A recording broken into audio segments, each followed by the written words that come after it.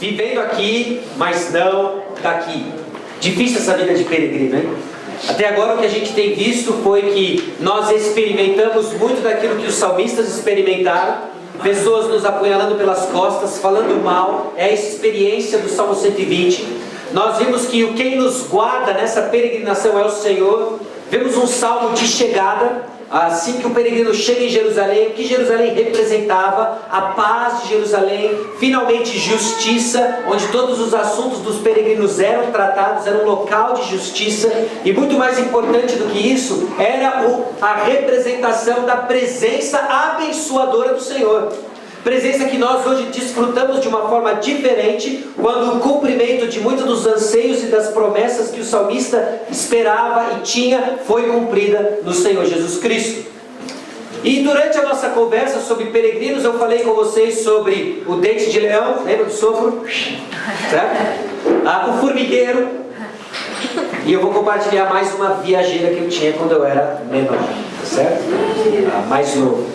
Que era construção civil. Você já parou para pensar em construção civil? Certo? A Bianca está ali, está engajada nessa ilustração.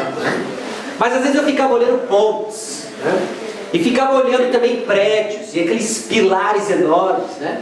E eu ficava viajando, né? Viajando, depois do formigueiro, depois do ventilador. Já pensou se a gente passasse uma rasteira num desses pilares? Já parou para pensar nisso? Tem uma ponte, vários, aí você fala assim, se eu tirasse só esse, o que ia acontecer com a ponte? Ou prédios, né? Será que o prédio ia conseguir, tipo a gente assim, né? Você tira uma pilastra e ia ficar assim agora.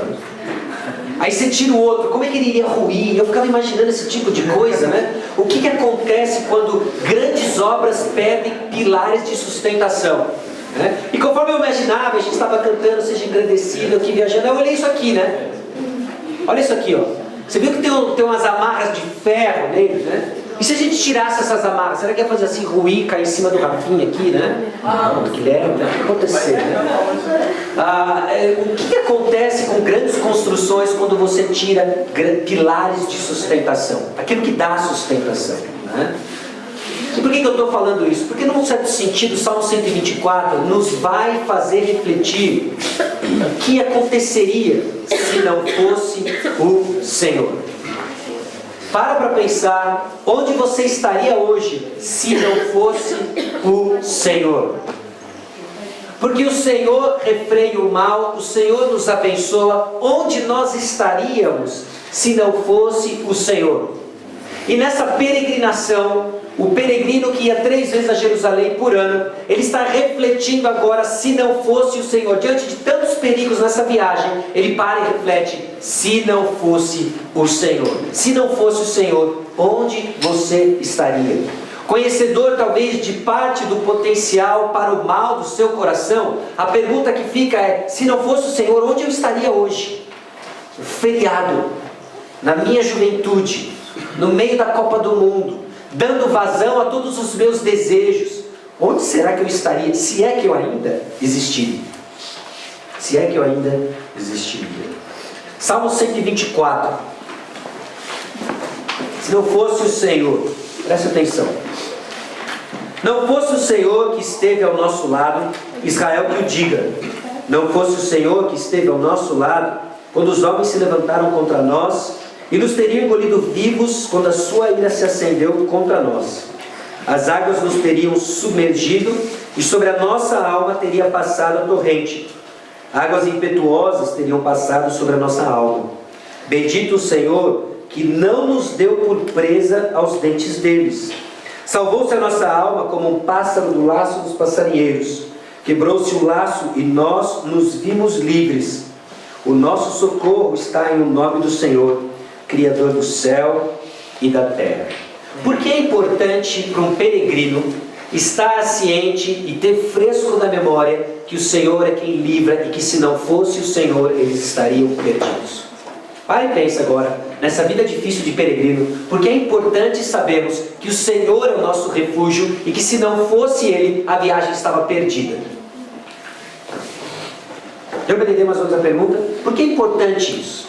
Porque é importante que você blinde o seu coração com essa verdade. O Senhor sustenta, o socorro vem do Senhor. Porque Ele não falha. Porque Ele não falha. Porque é importante saber que Ele não falha. Vou brincar de porquê hoje. Para ter fé em Deus. Para ter fé em Deus. E por que é importante ter fé em Deus? Porque sem Ele a gente não consegue fazer nada. Porque sem Ele a gente não consegue fazer nada, né? Existem situações que você se vê de mãos atadas. Não? Muito novo para isso ainda? Já deu para sentir, né? O naipe da vida. De mãos atadas, e aí? Aí vem um salmo como esse: se não fosse o Senhor, nós teríamos... O que, Bela? Nada. Teríamos sido destruídos, né? E agora o salmo ele é estruturado de tal forma que ele nutre no nosso coração uma viva memória do livramento passado. É importante que você tenha vivo na sua cabeça onde você estaria se não fosse o Senhor, da onde Ele lhe tirou. E aqui eu sei que eu lido com dois públicos distintos, que é aquela história do testemunho, não é? Tem gente que foi alcançado pela graça de Deus no meio da sua juventude e teve tempo de experimentar muita coisa ruim. É óbvio para você a virada brusca que Jesus Cristo deu na sua vida, na sua caminhada. Mas eu sei também que aqui dentro nós temos pessoas que nasceram num berço evangélico.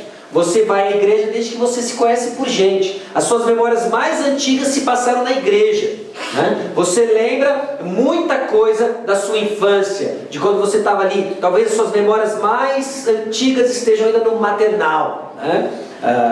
E você lembra do maternal da igreja e etc. E você cresceu, primário, principiante, junior e de repente você se vê aqui no retiro de jovens e adolescentes, né? E você olha e fala assim: eu não sei se eu tenho um testemunho, se eu tenho uma guinada tão grande assim.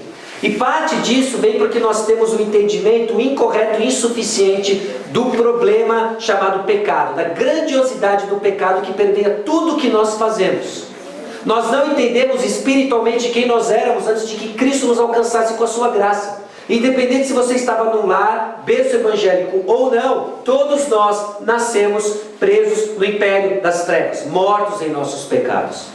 Se não fosse o Senhor que nos desse vida e nos trouxesse para o império de luz, o império da verdade, numa transferência sobrenatural, nos dando vidas, nós estaríamos dando vazão a toda a nossa desobediência. Éramos filhos da desobediência, diz Efésios capítulo 2. Se não fosse o Senhor, então, nós estaríamos rumo a sei lá, Putin, não é Putin, onde fica lá o presídio?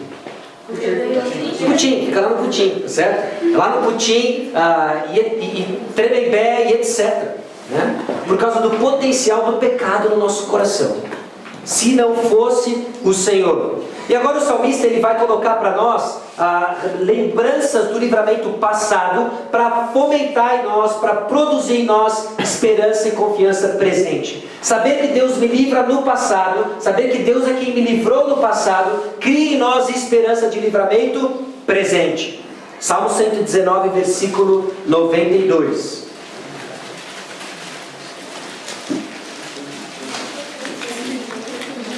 Lembra que lá no primeiro dia nós vimos que os salmos, ele nos ajuda a lidar com emoções, nos ajuda a lidar biblicamente com muitas emoções. Não existe nenhuma emoção que você possa experimentar, ruim ou boa, que não esteja registrada no livro dos Salmos. Então nós aprendemos com os salmistas a lidar com nossas emoções. Olha o Salmo 119, versículo 92. Não fosse a tua lei ter sido o meu prazer, há muito já teria eu perecido na minha angústia. Não fosse a tua lei ter sido o meu prazer, há muito já teria eu perecido na minha angústia. Nós enfrentamos decepções, angústias, algumas severas. Alguns de vocês muito novos já experimentaram profundas decepções. Se não fosse a esperança, se não fosse a docilidade da palavra de Deus, o prazer da palavra de Deus, nós não iríamos aguentar. Se não fosse o Senhor, nossa pilastra de sustentação, nós iríamos ruir. E você hoje está de pé, talvez aos frangalhos, talvez quebrado, talvez triste, decepcionado, mas quem ainda lhe sustenta é o Senhor. E agora nós vamos viajar junto aqui com o salmista no Salmo 124, vendo livramentos passados que eles experimentaram e que ilustram para nós muito do livramento que Deus nos deu. Se você está em Cristo, você foi livre do império da morte. E isso deve encher o nosso coração de esperança, porque se Deus me livrou do império da morte, Ele nos livra das nossas muitas tribulações nessa peregrinação rumo à Nova Jerusalém. Ok? Então vamos lá, versículos 1 a 5. Ele faz uma relembrança aqui do livramento passado. Versículos 1 a 5. Não fosse o Senhor que esteve ao nosso lado, Israel que o diga, não fosse o Senhor que esteve ao nosso lado, quando os homens se levantaram contra nós, e nos teriam engolidos vivos, quando a sua ira se acendeu contra nós. As águas nos teriam submergido, e sobre a nossa alma teria passado a torrente. Águas impetuosas teriam passado sobre a nossa alma. O salmista reconhece, existe uma estrutura aqui que ele coloca se. Então, nesse caso, nós teríamos perecido. E ele coloca um perigo que representa com imagens bem vívidas o senso de poder dos nossos inimigos. Olha só, teriam engolido vivos. Águas nos teriam submergido. Sobre a nossa alma teria passado a torrente. Eu não sei se você já teve a experiência de um semi-afogamento. Afogamento completo eu sei que ninguém aqui teve, por razões óbvias. Mas um semi-afogamento, já passou por um semi-afogamento? Já. Ok? Tomou um caldo. Quem? A Mariana, é verdade. Cadê a Mari? A Mari, Foi um semi-cabuloso. O Caio estava junto também, E quem mais? Não, era o André, não era o Caio. Não, o André estava O Didi já se afogou e voltou. Cabuloso. Eu tomei um caldo uma vez. Mas um caldo assim meio... Fiquei assustado, meio querer entrar na água por um tempo, E eu lembro que a sensação que eu tive...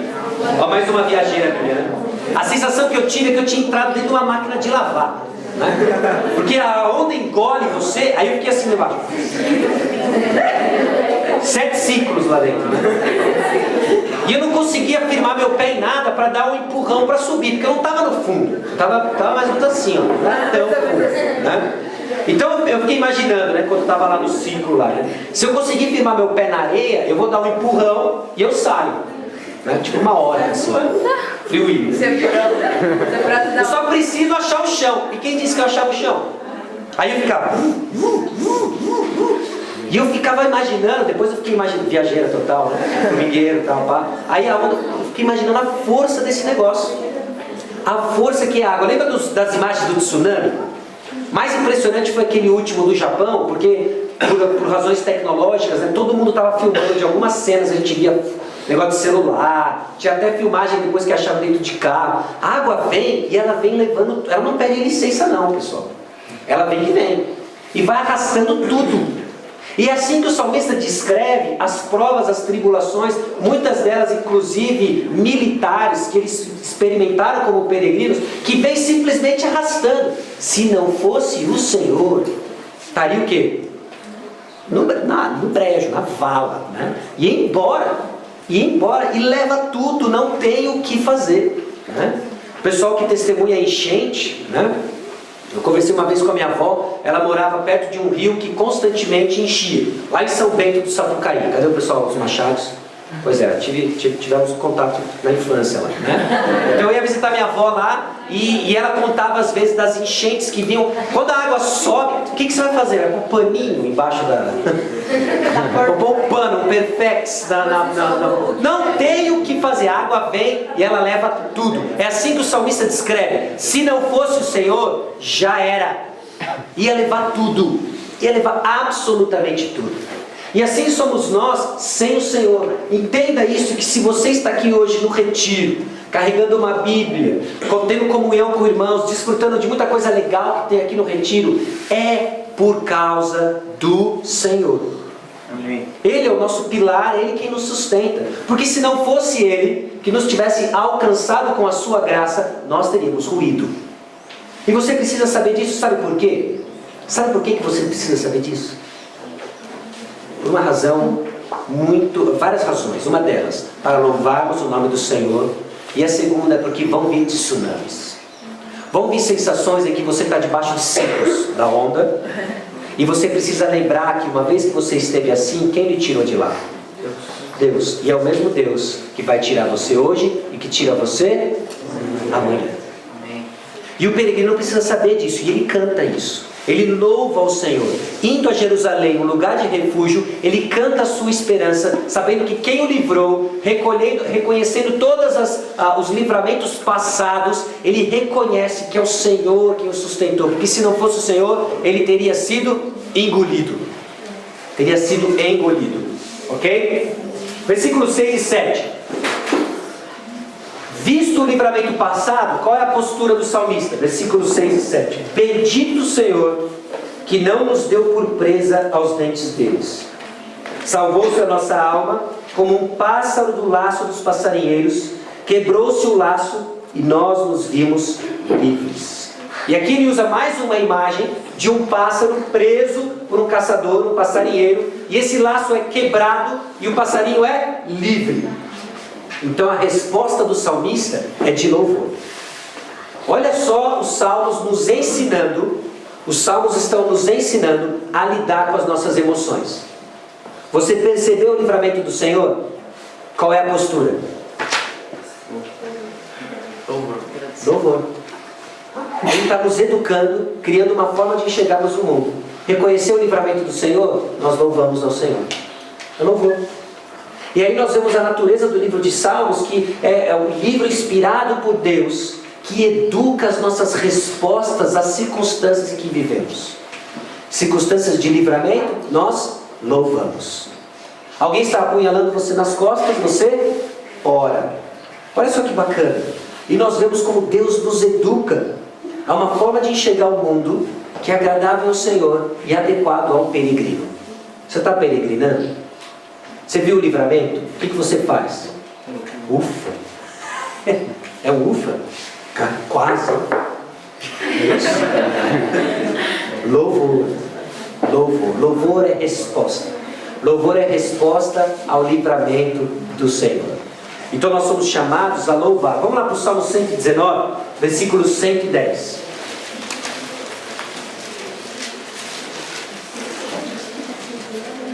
Olha como o salmista reflete essa confiança no livramento do Senhor diante de tudo aquilo que está acontecendo com ele. Salmo 119, 110. Armam ciladas contra mim os ímpios, contudo não me desvio dos teus preceitos.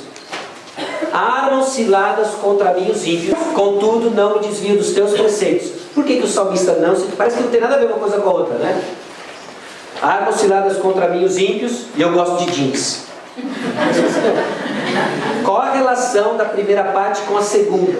O que tem a ver armam cilada contra mim os ímpios e agora eu vou ficar obedecendo a Bíblia? Agora você já sabe qual é a relação dos dois. Achou?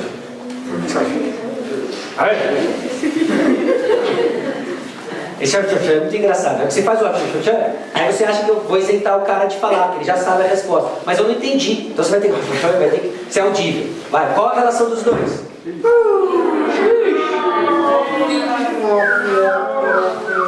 Vamos lá. Ainda que acabe a luz. Ainda que acabe a luz. Vamos lá. É que Counter Strike puxa muita força. Vocês ficam jogando aí.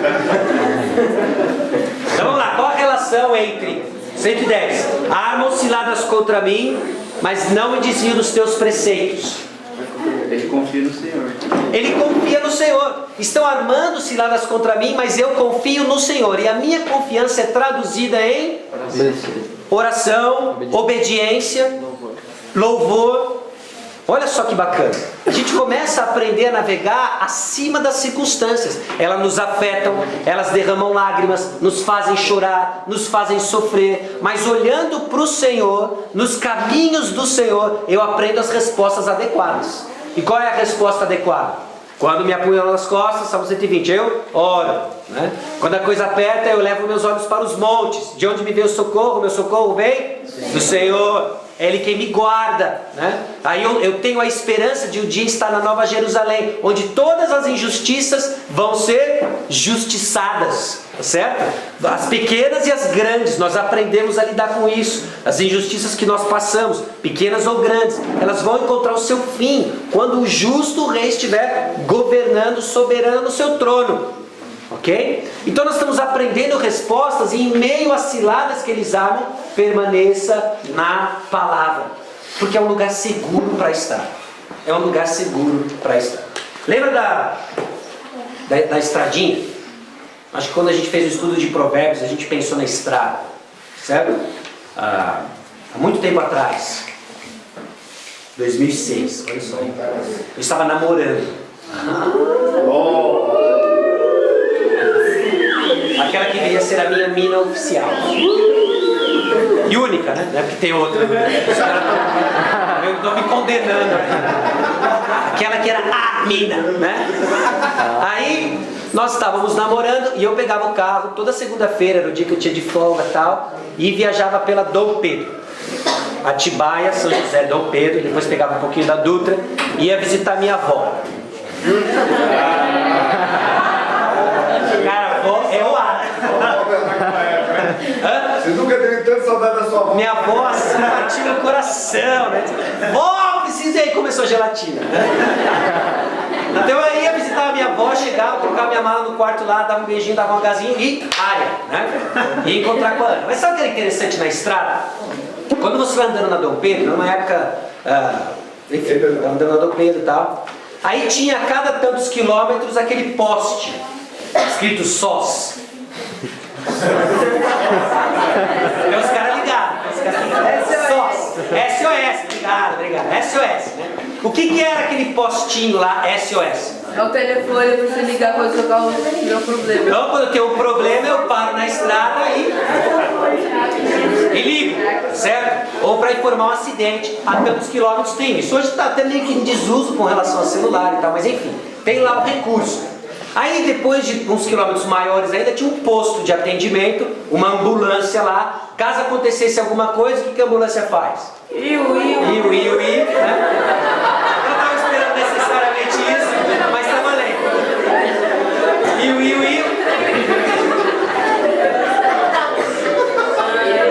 Aí ela e ela vem. E cuida e trata, né? E é uma excelente estrada. A Dom Pedro constantemente é recapeada, tapa um buraco, fazem trabalhos nela, uma pista duplicada, uma pista segura.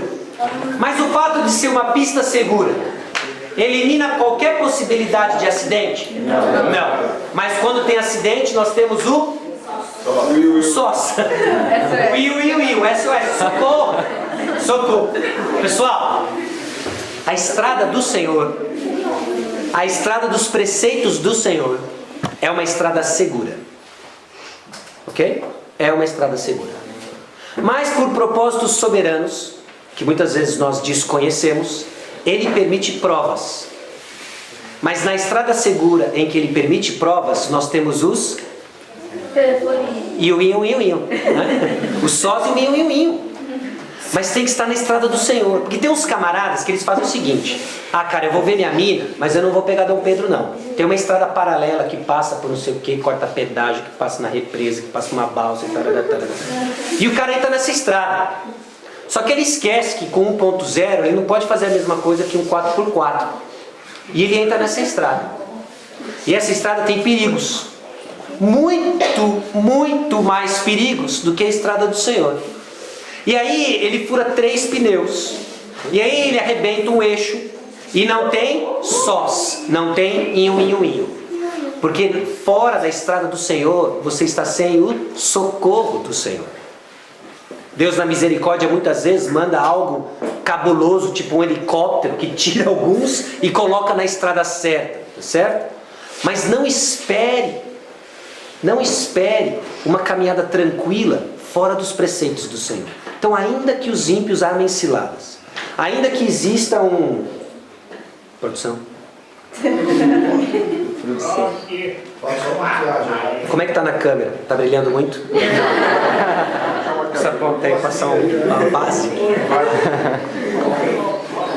Loche. Alô? Dançar com coisa dessa base. Alô, alô. Pronto, alô. Então, muita gente entra em caminhos estranhos, do tipo, vou obedecer os meus desejos. O caminho, como nós vimos ontem, da apatia, né? Eu simplesmente frequento retiros, frequento mais ou menos a igreja, simplesmente para os pastores não ficarem no meu pé, mas na verdade eu faço o que eu quero. Esse é um caminho perigoso. Não tem SOS nesse caminho, não tem ioinho nesse caminho, tem só cabeçada que você vai colher. Okay? E aí depois, aí que a gente fica meio assim, né? Porque o que acontece? O cara opta pela estrada paralela, bate a cara, aí ele vem e diz o quê? O Senhor não me abençoa, não é? Eu não sei o que está acontecendo comigo, o que o Senhor quer. O que o Senhor quer já está muito claro na palavra dele, né? E você cisma em não ouvir. Aí me dá uma ajuda. Aí entra o que C.S. Lewis falou uma vez, olha só que legal. Ele falou o seguinte: o sofrimento é a voz de Deus para um mundo surdo. Entendeu? Olha só, o sofrimento é a voz de Deus para um mundo surdo. Você não quer escutar a palavra? Não está bom para você ouvir a palavra? Ser instruído todo final de semana, no seu tempo com o Senhor, de você aprender do Senhor, você não está ouvindo? Então o Senhor tem um outro recurso. Ele fala alto, por meio do sofrimento. Aí todo mundo escuta, né? Fala! Você não precisa viver assim. Não precisa viver assim. Certo? Então o que nós vemos aqui no Salmo 124, se não fosse o Senhor, nós seríamos engolidos. E não somos engolidos, vamos louvar o Senhor. Vamos louvar o Senhor, não porque a gente é melhor que o mundo, mas porque Deus, na sua infinita misericórdia, nos trouxe aqui juntos no retiro. Deu para você amigos, eu sei imperfeitos, eu sei pecadores, mas deu para você amigos que amam o mesmo Senhor. E que a gente pode aprender junto a ser como o Senhor Jesus Cristo, sendo luz nesse mundo. Versículo 8, a declaração então corporativa, comunitária do nosso grupo, uma vez que nós vemos tudo o que o Senhor fez por nós, é o seguinte: o nosso socorro está em o nome do Senhor, Criador do céu e da terra. ênfase aqui no nosso, ênfase no socorro e ênfase no Senhor. Vem dele, é para nós e é um socorro. Deus nos socorre, ok? Então o peregrino, ele sabe que se não fosse o Senhor, ele não terminaria a jornada. Agora, por que ele persevera? Porque muitas vezes essa sensação de que você vai ser engolido por uma onda, ela é forte demais. Ela é forte demais. Quando que você sabe que ela é forte demais? Quando eu estava lá no ciclo, o que me veio à cabeça? A coleção de figurinhas, né? De 1990. Você começa a rever a sua infância, certo? A primeira vez que eu andei de bicicleta sem rodinha. Quando começou essas memórias e você viu a luz, aí já era. Já era. Né? Então tem umas provas que parece que são intensas demais. Agora, por que o peregrino ainda persevera? Qual é o segredo da perseverança? Porque isso acaba sendo um dos maiores problemas da nossa peregrinação, a falta de perseverança. Qual é o segredo, então, para mantermos perseverantes na batalha? Salmo 125. O peregrino persevera porque a ajuda é certa. Por isso que o peregrino persevera. O peregrino persevera porque a ajuda é certa. Aí entra aquilo que em outros textos bíblicos é traduzido como: o justo viverá pela fé. A ajuda é certa, persevera. A ajuda é certa, persevera. Os que confiam no Senhor são como um monte de Sião, que não se abala, firme para sempre. Como em redor de Jerusalém estão os montes, assim o Senhor em derredor do seu povo, desde agora e para sempre. A ajuda do Senhor, ela é certa e suficiente. Versículos 1 e 2. Ela é certa e suficiente. Existe uma declaração dupla aqui nesses dois primeiros versículos que falam da proteção do Senhor para aqueles que confiam nele. Os que confiam no Senhor são como os montes de Sião que não se abalam. Não é? A confiança no Senhor fortalece a nação de Israel. A confiança no Senhor fortalece o cristão. E o povo de Deus expressa essa confiança no Senhor como um monte de Sião. Vamos lá. A gente viu lá que Sião era o local onde era associado o templo do Senhor, provavelmente, uma figura que mostra a presença do Senhor. Aqueles que confiam no Senhor se tornam como o Senhor. Você não se torna Deus, mas vamos entender o que está acontecendo aqui. Existem atributos de Deus que são comunicáveis. O que são atributos de Deus comunicáveis? Pensa, por exemplo, na onipresença de Deus. Ele consegue comunicar isso para a gente? Você consegue viver a onipresença de Deus? Não, só Deus. Onisciência. Você consegue viver isso? Não. Agora vamos pensar. Amor. Deus é amor. Deus não é amor? Nós somos chamados a fazer o quê? Amar. Você consegue imitar o caráter de Deus. Alguns dos atributos de Deus são imitáveis. E são imitáveis a partir do momento em que nós adoramos o Senhor. Nós nos tornamos semelhantes a quem nós adoramos. Então você começa a adorar o Senhor Jesus Cristo, você se torna parecido com o Senhor Jesus Cristo. As marcas de um verdadeiro adorador é que ele se torna parecido com o seu Senhor. Essas são as marcas do verdadeiro adorador. As marcas do verdadeiro adorador é que ele se torna parecido com o seu Senhor. Os que confiam no Senhor são como o monte de Sião que não se abala, firme para sempre. Conforme nós aprendemos a confiar no Senhor, nosso caráter se torna inabalável como o caráter do Senhor. Então eu começo a ver que eu não tenho confiado no Senhor quando eu vejo que a minha fé está... Começa com ru, termina com indo. Ruindo. Ela está ruindo. Calma aí, em quem eu confio? Porque se eu confio no Senhor, minha fé é alimentada. É alimentada e eu me torno como o Senhor. Okay? Então a ajuda do Senhor ela é certa e suficiente. Sião representa aqui o Deus criador da terra, das montanhas, do mar, tudo. E ele está entre o seu povo, elevado numa grande montanha. E o templo do Senhor está lá. E o pessoal olha para a presença do Senhor, confia no Senhor e persevera. Porque a vitória é certa. A vitória é certa. Amém. Okay? Então, por mais complicada que pareça a situação, nós já temos a garantia da vitória. E isso sempre encorajou o povo de Deus. O fato de que a justiça há de ser concretizada. Nós podemos morrer aguardando a justiça, mas ela há de ser concretizada. Porque a morte simplesmente, para nós, não é o fim. Não é o fim. Então nós aguardamos a justiça do Senhor. E isso nos faz perseverar. Perseverar. A vitória sobre o pecado é certa. A vitória sobre o pecado é certa. Pare e pensa sobre isso. E aplica isso na sua luta contra o pecado. Porque muitas vezes os desejos parecem infinitamente superiores à sua força. Não é assim? Você assim, eu não consigo resistir. É mais forte do que eu. Eu simplesmente não consigo. Eu não consigo parar com isso. Já tentei várias vezes. Já quebrei meu computador. Aí eu ganhei outro. Aí eu cortei a luz de casa. Eu dou um jeito. E eu continuo vendo pornografia. Eu continuo vendo bobeira. Eu não consigo. Aí Deus vem e diz: a vitória sobre o pecado é certa. Como que isso encoraja você na sua luta? Pare e pense, como isso encoraja você na sua luta? Ou então na luta contra a ansiedade. Você está roendo unha. É vestibular, Enem. Aquela luta com... E você, eu não consigo parar. Aí você começa, né? O refúgio chocolate. Um dos deuses do refúgio da ansiedade. Come o chocolate. Aí começa a sofrer os efeitos de adorar o Deus chocolate. Quais são os efeitos de adorar o Deus chocolate? De P para M, de M para G, de G para o céu é limite. Então, aí começa. Porque não está aprendendo aí. O Senhor é o nosso refúgio.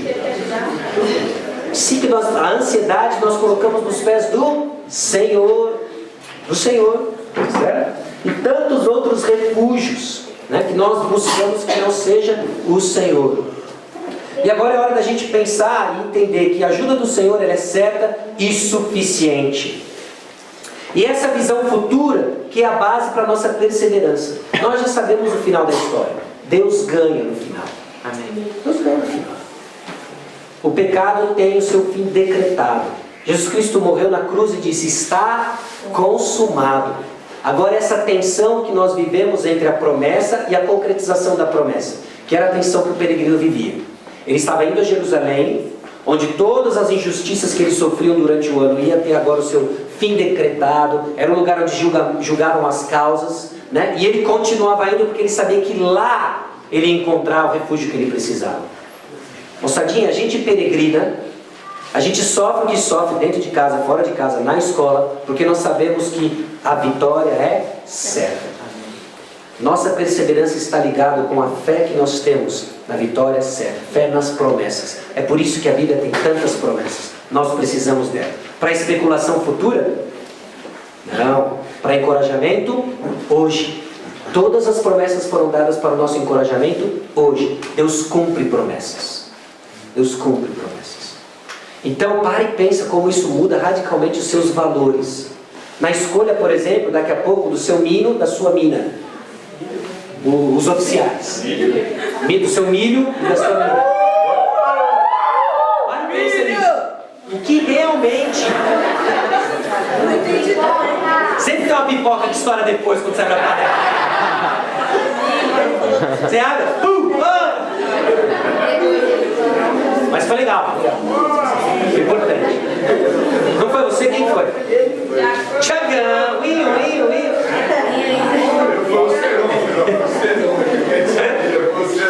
É o Serão também, advogado.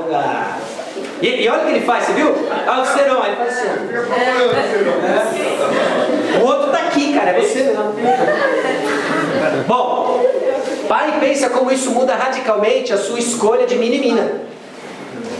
De que os valores do Senhor realmente são certos e corretos e mudam radicalmente como você vai escolher seu mina e sua mina, né? Será que vai ser simplesmente com o exterior?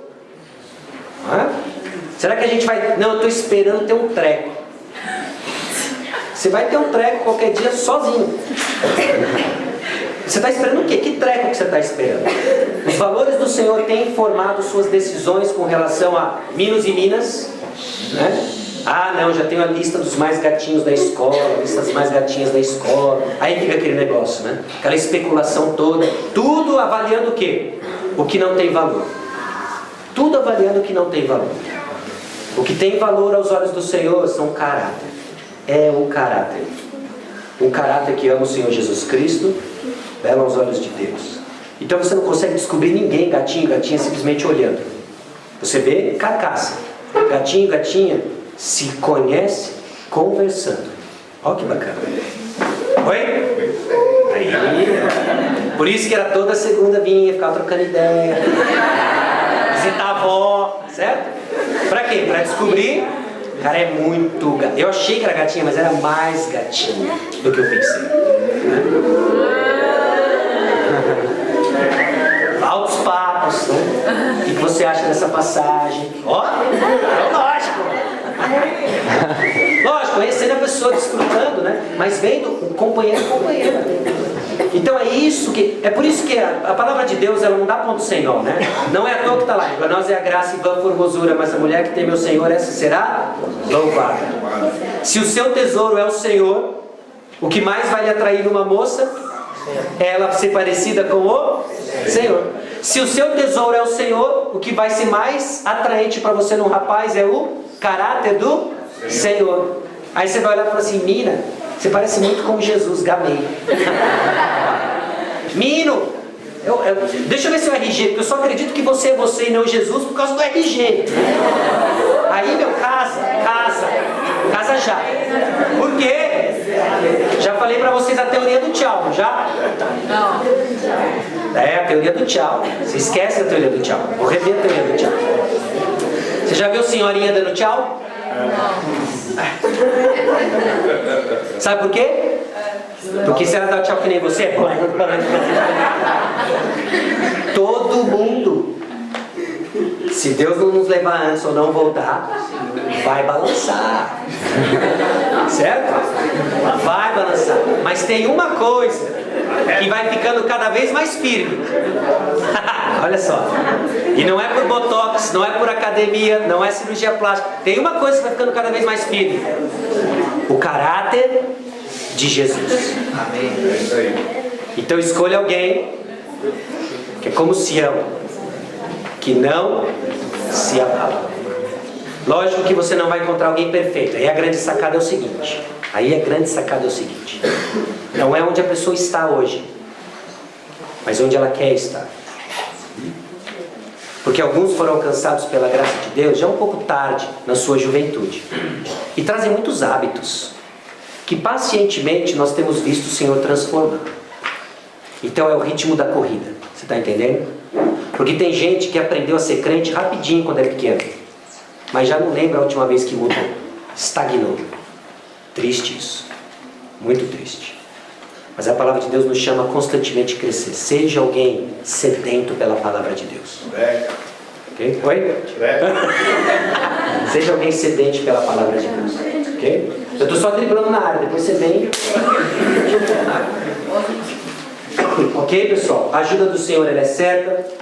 E olha quantas aplicações nós temos simplesmente olhando para o caráter do Senhor, mudando a forma como nós enxergamos o mundo. É possível aprender a lidar com as nossas tribulações, emoções na peregrinação. Tá bom? Bom, o caráter de Deus é visto em nós conforme nós adoramos o Senhor. As razões para perseverarmos, olha o versículo 3. O cetro dos ímpios não permanecerá sobre a sorte dos justos, para que o justo não estenda a mão à iniquidade. Então, o fato, Deus sabe, Deus conhece que nós somos pó. Então Ele deixa para nós o versículo 3. Relaxa, fica tranquilo, porque a impiedade dos ímpios não vai durar para sempre. Eu vou trazer justiça. Eu vou trazer justiça. Deus conhece a sua causa. Deus conhece a sua causa. Seja ela qual for, Deus vai trazer justiça. Talvez seja um grilo aí do 7 e do 9, lembra? Na nota da prova. Mas você não acredita, o cara me disse aquela bomba. Nota é subjetivo, né? Tem que dormir com essa agora, né? Talvez alguém bateu no teu carro e fugiu.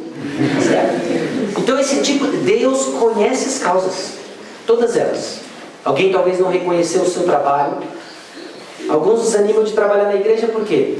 Porque ninguém nunca fala nada do que eu fiz. Era para quem? Era para quem? Deus. Deus está vendo. Deus está vendo. Persevera. Persevera. Bom. Versículos 4 e 5. E aí o pedido de oração mediante ao fato de que a justiça é certa. Faz o bem, Senhor, aos bons e aos retos de coração. Quanto aos que se desviam para sendas tortuosas, levá-los ao Senhor juntamente com os malfeitores. Paz sobre Israel. Eu acho muito legal quando na Bíblia a gente vê coisas do tipo: Deus promete algo e na sequência o salmista ou o autor bíblico ora exatamente sobre aquilo. Porque na nossa cabecinha pequena, mas Deus já não disse que vai fazer, por que eu vou orar?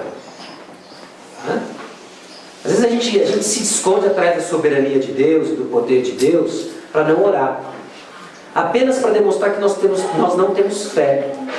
Porque na verdade eu oro porque Deus disse que vai fazer. Nós só oramos porque Deus disse que vai fazer. Porque se Ele disse que não vai fazer, nem adianta o quê? Orar. Mas Deus disse que vai fazer e escolher os meios pelos quais Ele vai cumprir. Como? Por meio da oração do seu povo. Ore ao Senhor. Ore ao Senhor. Certo? Então, a soberania de Deus na verdade é a razão pela qual nós perseveramos e continuamos servindo ao Senhor, orando ao Senhor e lutando contra o pecado. Deus nos libertou do poder do pecado. Jesus disse: está consumado. Aí nós experimentamos luta. Persevere, porque Deus já comprou para nós liberdade de escravidão do pecado. E assim a gente continua peregrinando. Ok? Então do Salmo 120 até o Salmo 125, quantas lições nós já vimos que nos ajudam nessa peregrinação. Agora, eu sei também que tem gente aqui que talvez esteja ouvindo tudo isso e se perguntando: cara, o que é esse negócio de peregrinação? Será que eu já comecei a jornada? Você só começa a jornada quando você reconhece que vive num mundo cruel, mau, hostil, que envolve o seu coração. O seu coração tem algo que se chama pecado, está tomado por pecado. E isso separa você de Deus. É por isso que Ele tomou a iniciativa, mandou seu Filho Jesus Cristo para morrer a nossa morte, para nos dar a sua vida. Uma jornada, peregrinação à Nova Jerusalém, começa reconhecendo que você é pecador e carece do Senhor Jesus Cristo. Se arrependa dos seus pecados, se curva aos pés do Senhor Jesus Cristo e começa essa peregrinação e olha todos os recursos que Ele deixou para você. Amém? Amém. Não saia do retiro sem esclarecer essa dúvida. Não saia do retiro sem tirar suas dúvidas sobre a sua jornada. Bom?